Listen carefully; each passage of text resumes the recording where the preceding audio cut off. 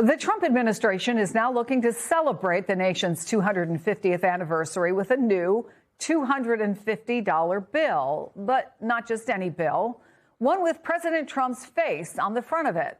Four current and former officials tell the Washington Post that administration officials are pressuring the Bureau of Engraving to break 150 years of tradition and put a living person on U.S. currency.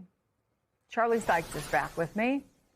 So, Charlie, what does it say that this is what the administration, or at least people around it, are focusing on right now? Well, they're not exactly laser focused on affordability here, are they? In many ways, this is kind of the least surprising story of the day, because, of course, Donald Trump wants his name on currency, despite the tradition, but also despite the law. I mean, there is actually a law on the books that prohibits having any living person's face image on currency.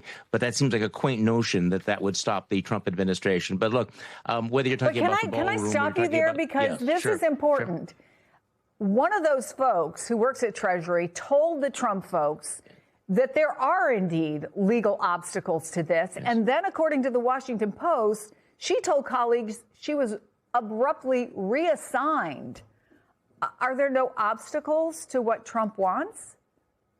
Well, and she said in this case, the buck stopped with her, apparently. No, my guess is there will be legal challenges because, since the Thayer Amendment was passed I think it was in the 1860s, this has not been done. There's been a few exceptions, but it's very clearly illegal.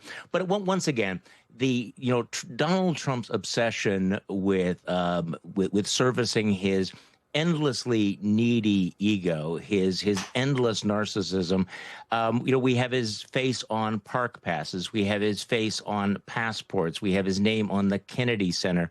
We could go on and on and on, the number of vanity projects that are out there. This is what Donald Trump right now is fixated on. This is what he's focused on.